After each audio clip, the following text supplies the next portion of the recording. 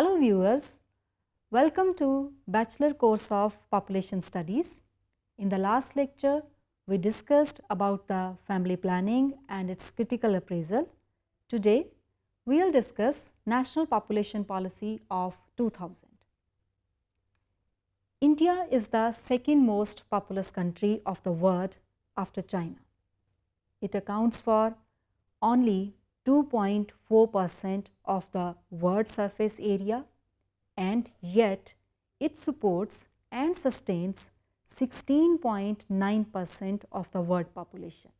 It is estimated that by 2050, India will overtake China to become the most populous country on the earth with about 17.2% population living here. Currently, the population of India is growing at a rate of 1.25% per annum. Government of India has been trying to control the growth of population of the country since independence. Actually, in 1952, India is the first country in the world to launch a family planning program to check the population growth. The population control measures also underwent a thorough change in the character of these programs from time-bound and targeted approach to a target-free approach, and from compulsory to a voluntary approach. In continuation of such steps, the National Population Policy 2000 actually affirms the commitment of the government towards voluntary and informed choice and consent of citizens while availing of reproductive healthcare services and continuation of the target-free approach in administering family planning services. The National Population Policy 2000 aims to meet the reproductive and child health needs of the people of India through achieving the desired net replacement levels of total fertility rate. It also focuses upon the issue of child survival, maternal health and conception, while increasing the coverage of reproductive and child health services with partnership of the government, industry and the non-government sector. So, in this perspective, let us discuss the objectives and the strategy of this policy. In the National Population Policy of 2000, we have the short term, medium term as well as the long term objectives. The immediate objective of the National Population Policy 2000 or NPPP is to address the unmet needs for contraception, healthcare infrastructure and health personnel, and to provide integrated service delivery for basic reproductive and child health care. The medium term objective is to bring the TFR to the replacement levels by 2010 through vigorous implementation of intersectoral operational strategies. The long term objective is to achieve a stable population by 2045 at a level consistent with requirements of sustainable economic growth, social development and environmental protection. To achieve these objectives, the national social demographic goals have been set. Now, we can discuss these goals. Number 1, to address the unmet needs for basic reproductive and child health services, supplies and infrastructure. To make school education up to age 14 free and compulsory and reduce dropouts at primary and secondary school levels to below 20% for both boys and girls.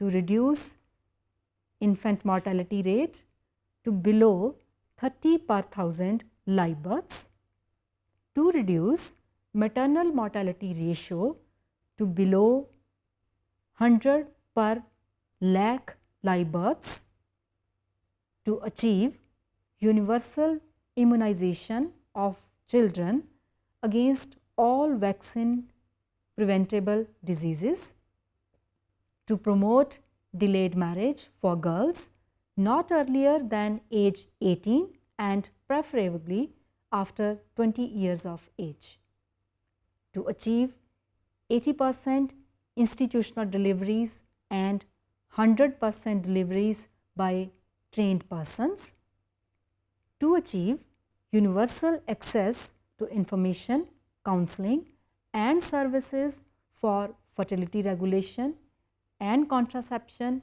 with a wide basket of choices, to achieve 100% registration of births, deaths, marriage and pregnancy, to contain the spread of acquired immunodeficiency syndrome, that is AIDS, and to promote greater integration between the management of reproductive tract infections, that is RTI, and sexually transmitted infections or STI, and National AIDS Control Organization, to prevent and control communicable diseases, to integrate Indian System of Medicine or ISM in the provision of reproductive and child health services and in reaching out to the households, to promote vigorously the small family norm to achieve replacement levels of TFR, to bring about convergence in implementation of related social sector programs so that family welfare becomes a people-centered approach. To achieve these objectives and the national social demographic goals, 12 strategic themes were identified. These are: number 1, decentralized planning and program implementation. Now, given the federal structure of Indian democratic system, it has been felt that the Panchayati Raj institutions are important means of implementing National Population Policy 2000. However, in order to realize their potential, they need more of the administrative and financial powers, including the powers of resource mobilization. Hence, it was decided that the representative committees of the panchayats, which were to be headed by an elected woman panchayat member, should be formed to promote a gender-sensitive, multi-sectoral agenda for population stabilization. These committees may identify area-specific unmet needs for reproductive health services and prepare the need-based, demand-driven socio-demographic plans at the village level aimed at identifying and providing responsive, people-centered and integrated basic reproductive and child health care. Number 2, convergence of service delivery at village levels. It is being felt that poor health infrastructure is the main barrier to implement the population control measures. This problem is further aggravated in rural, remote and relatively less accessible areas like hilly and forested areas, desert regions and the tribal areas.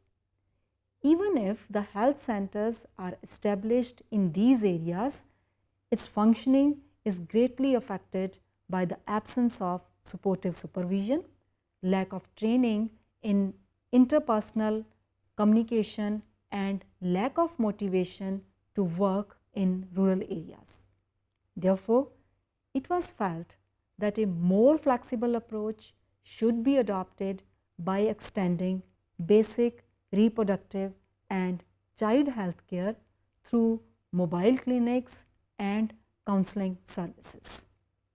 Further, recognizing that government alone cannot make up for the inadequacies in healthcare infrastructure and services, in order to resolve the unmet needs and extend coverage, the involvement of the voluntary sector and the non-government sector in partnership with the government is very essential. But to universalize the coverage and outreach of antenatal, natal and postnatal health care, a vast increase in the number of trained birth attendants, at least 2 per village, is necessary. An equipped maternity hut in each village should be set up to serve as a delivery room with functioning midwifery kits, basic medication for essential obstetric aid and indigenous medicines and supplies for maternal and newborn care.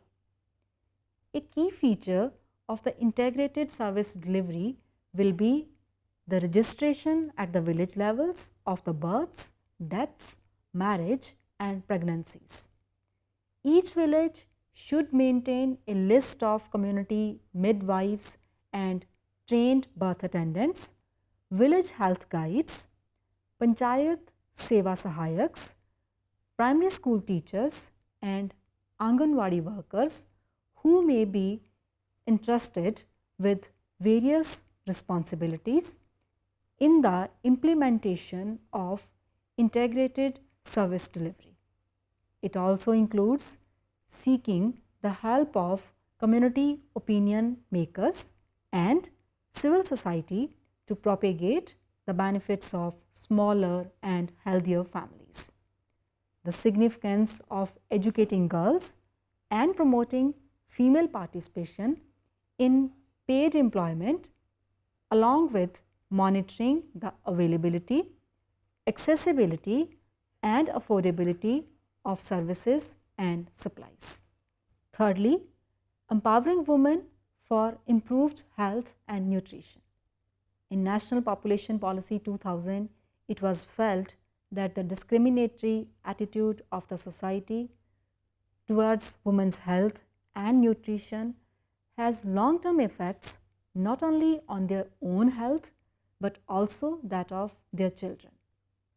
Productivity of women workers also suffer from their low health status.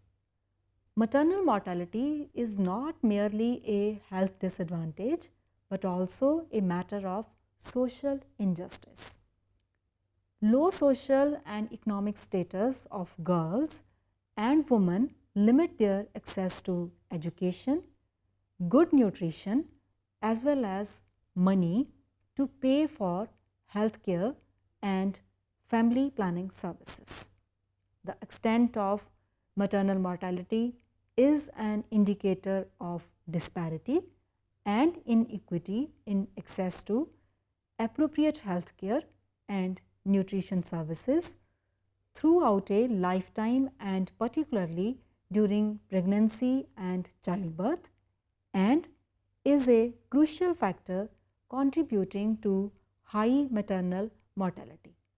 Hence, under the National Population Policy 2000, programs for safe motherhood, universal immunization, child survival and oral rehydration have been combined into an integrated reproductive and child health program, which also includes promoting management of reproductive tract infections or RTI and the sexually transmitted infections or STI. Women's health and nutrition problems can be largely prevented or mitigated through low-cost interventions designed for low-income settings. The voluntary, non-government sector and the private corporate sector should actively collaborate with the community and the government through specific commitments in the areas of basic, reproductive and child health care, basic education, and in securing higher levels of participation in the paid workforce for women.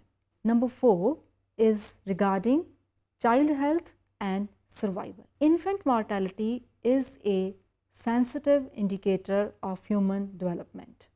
Hence, in the National Population Policy of 2000, a priority has been given to intensify neonatal care. It was felt that the implementation at the grassroots must benefit from current developments in the fields of perinatology and neonatology. This policy aimed at extending the baby-friendly hospital initiative, which is also termed as BFHI, to all hospitals and clinics up to sub-center levels. It should include updating of skills of trained birth attendants to improve newborn care practices to reduce the risk of hypothermia and infection. The need was felt for child survival interventions, that is universal immunization, control of childhood diarrheas with oral rehydration therapies, management of acute respiratory infections and massive doses of vitamin A, etc. The eradication of polio is to be ensured through improvements in quality and coverage of the routine immunization programs. Number 5 is regarding the meeting of unmet needs for family welfare services. It was strongly felt that in rural as well as urban areas of the country, there are a number of unmet needs for contraceptives, supplies and equipment for integrated service delivery, mobility of health providers and patients, and comprehensive information. Therefore, there is a strong need to strengthen, energize and make accountable the cutting edge of health infrastructure at the village, sub-center and primary health center levels, to improve facilities for referral transportation, to encourage and strengthen local initiatives for ambulance services at village and block levels, to increase innovative social marketing schemes for affordable products and services, and to improve advocacy in locally relevant and acceptable dialects. Number 6 is underserved population groups. The National Population Policy 2000 has identified urban slums, tribal communities, hill area populations and displaced and migrant population as well as adolescents as underserved population groups.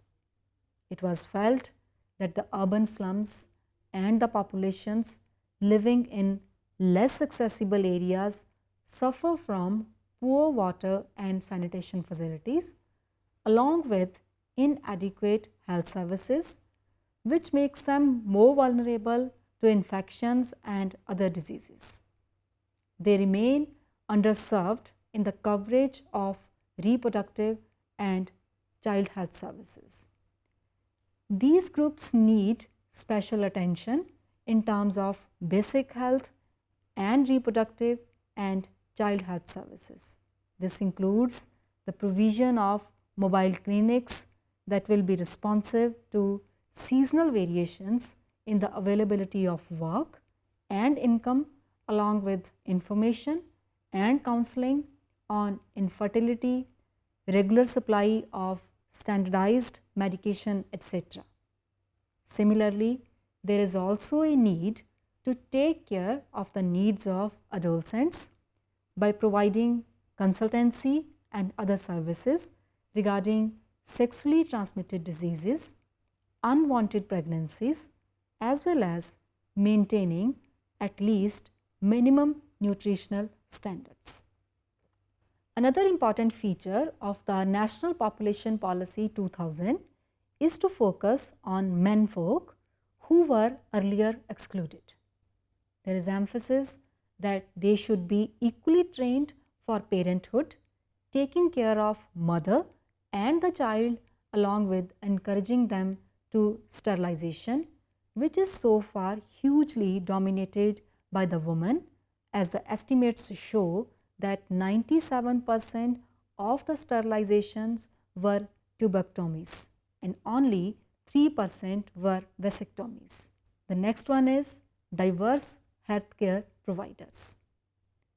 Given the large unmet need for reproductive and child health services and inadequacies in healthcare infrastructure, it is imperative to increase the numbers and diversify the categories of healthcare providers. Ways of doing this include accrediting private medical practitioners and assigning them to defined beneficiary groups to provide these services. Revival of the system of licensed medical practitioner who, after appropriate certification from the Indian Medical Association, that is IMA, could provide specified clinical services. The eighth is collaboration with commitments from non-government organizations and the private sector. It is being felt that the efforts of the government to provide health services can be complemented with that of non-government sector. But involving the private sector in public health goals involves a range of issues related with contract, accreditation, regulation, etc. However, there is a need to clearly define the areas in which the government involvement is necessary. It is being felt that the focused service delivery by the NGOs may complement government efforts in the areas where government interventions and capacities are insufficient and the participation of the private sector is unviable. The next point, however, there is a need to clearly define the areas in which the government involvement is necessary. It is being felt that the focused service delivery by the NGOs may complement government efforts in the areas where government interventions and capacities are insufficient and the participation of the private sector is unviable. The next point is regarding mainstreaming Indian system of medicines and homeopathy, that is ISMH. The Indian system of medicine has sustained the population for centuries with low cost and harmless treatments. But it needs to be standardized according to the prescribed health guidelines. Particular challenges include providing appropriate training and raising awareness and skill development in reproductive and child health care to the institutionally qualified ISMH medical practitioners.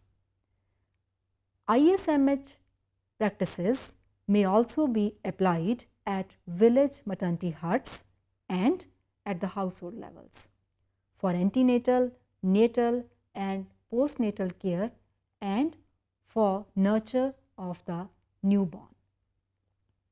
The next point is related with contraceptive technology and research on reproductive and child health.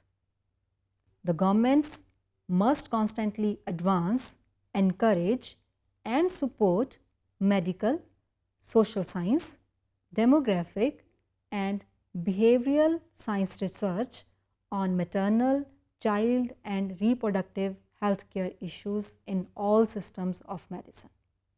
It also needs an interdisciplinary approach.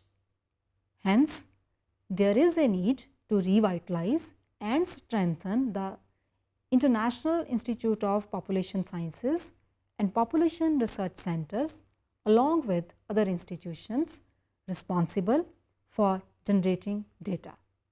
For effective policies, continuous flow of information is required. Therefore, there is a need to strengthen the Management Information System or MIS. Another point is related with providing for the older population. With improvement in life expectancy, the absolute number and proportion of persons aged 60 years and above has increased, and it is anticipated that it will nearly double during 1996 to 2016 from 62.3 million to 12.9 million. It is being felt that the vulnerability of older citizens has been increasing under the era of urbanization, disintegration of joint family system and prevalence of individualism, which has gradually eroded the traditional support systems for care of the elderly. Therefore, it is very important to frame any policy for geriatric care keeping in mind these changes in the social structure. In this context, the Ministry of Social Justice and Empowerment has adopted in January 1999 a national policy on older persons. It suggested the ways to sensitize, train and equip rural and urban health centers and hospitals for providing geriatric health care. It not only suggested involvement of the NGOs, but also to explore tax incentives to encourage grown-up children to look after their aged parents. The next point is related with information, education and communication. The information, education and communication, that is IEC, of family welfare messages must be disseminated in local dialects in all corners of the country. It has been realized that there is a need to undertake a massive national campaign on population related issues via the artists, popular film stars, doctors, vets, hakims, nurses, local midwives, women's organizations and the youth organizations. Now let us discuss about the legislation, public support and the new structures under this policy. In order to effectively implement the national population policy, a legislation was necessary to extend the date that freezes the number of seats of the Lok Sabha and Rajya Sabha till 2026, so that the states do not have an incentive to raise their population size. Besides, in order to get support from all sections of the society and for enhancing the participation of the community, new structures were proposed.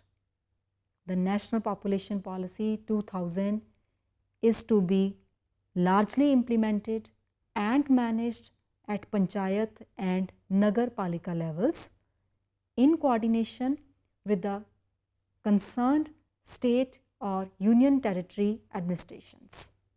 This will require comprehensive coordination of planning and implementation between health and family welfare, with schemes for education, nutrition, women and child development, safe drinking water, sanitation, rural roads, communication, transportation, housing, forestry development, environmental protection, and the urban development.